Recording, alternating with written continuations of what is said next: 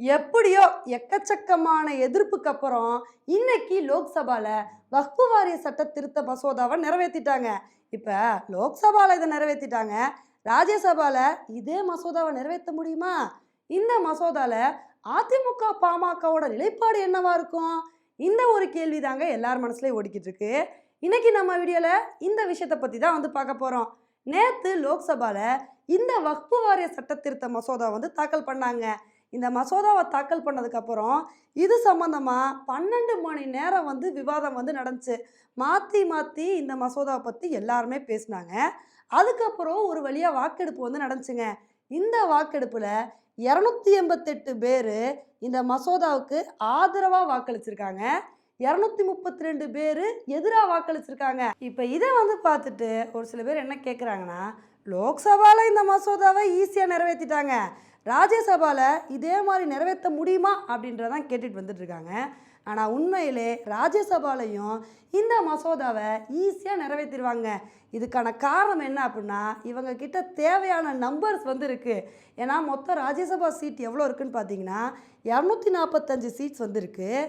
இதில் 9 சீட் வேக்கண்ட்டாக வந்திருக்கு. ஆக மொத்தம் அந்த 9 சீட்டை கழிச்சோம் அப்படின்னா மொத்தம் 234 சீட்ஸ் வரும். இந்த 234 சீட்ஸில் 118 பேரோட ஆதரவு இருந்துச்சுன்னு வச்சுக்கோங்களேன், ராஜ்யசபாவில் இந்த ஒரு மசோதாவை ஈஸியாக நிறைவேற்றிடலாம். அந்த கணக்குப்படி பார்க்கும்போது தேசிய ஜனநாயக கூட்டணியில் இவங்களுக்கு 125 சீட்ஸ் இருக்குங்க. அந்த வகையில் இவங்களுக்கு 125 பேரோட ஆதரவு இருக்கனால இந்த மசோதாவை ராஜ்யசபாலையும் லோக்சபாவில் எப்படி ஈஸியாக நிறைவேற்றினாங்களோ அதே மாதிரி இங்கேயும் ஈஸியாக நிறைவேற்றிட்டு போயிட்டே இருப்பாங்க.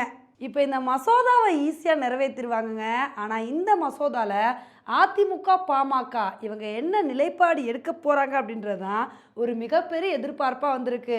ஒருவேளை அதிமுக எம்பிக்கள் இந்த மசோதாவுக்கு ஆதரவாக ஓட்டு போட்டாங்கன்னு வச்சுக்கோங்களேன், அப்போவே நம்ம சொல்லிடலாம், கண்டிப்பாக அதிமுக பாஜக கூட்டணி உறுதியாயிடுச்சு, 2026 தேர்தலில் இவங்க சேர்ந்து தான் போட்டியிட போகிறாங்க அப்படின்றத நம்மளே உறுதிப்படுத்திக்கலாங்க. ஆனால் ஒருவேளை அதிமுக எம்பிக்கள் இந்த மசோதாவுக்கு எதிராக ஓட்டு போட்டாங்கன்னு வச்சுக்கோங்களேன், அதிமுக பாஜக கூட்டணி இன்னும் உறுதியாகலப்பா, இதுக்கான பேச்சுவார்த்தைகள் தான் போய்கிட்டு இருக்கு அப்படின்னு நம்ம முடிவு பண்ணிக்கலாங்க. ஆனால் இப்போ லோக்சபாவில் மசோதா நிறைவேற்றிருக்காங்க பார்த்தீங்களா, இந்த ஒரு விஷயத்துக்கு எதிராக தமிழக சட்டசபையில் தீர்மானம் நிறைவேற்றிருக்காங்க. இந்த ஒரு தீர்மானத்துக்கு அதிமுகவும் ஆதரவு தெரிவிச்சிருக்காங்க. ஸோ இப்படி இருக்கும்போது இவங்க இந்த மசோதாவுக்கு ஆதரவாக ராஜ்யசபாவில் ஓட்டு போடுவாங்களா இல்லையா அப்படின்றத பொறுத்து பார்க்கலாம். ஓகே ஃப்ரெண்ட்ஸ், இந்த ஒரு விஷயத்தை பற்றி நீங்கள் என்ன நினைக்கிறீங்க அப்படின்றத என்னோட கமெண்ட் செக்ஷனில் போடுங்க. இதே மாதிரி இன்னொரு வீடியோவில் உங்களை மீட் பண்ணுறேன். Bye friends.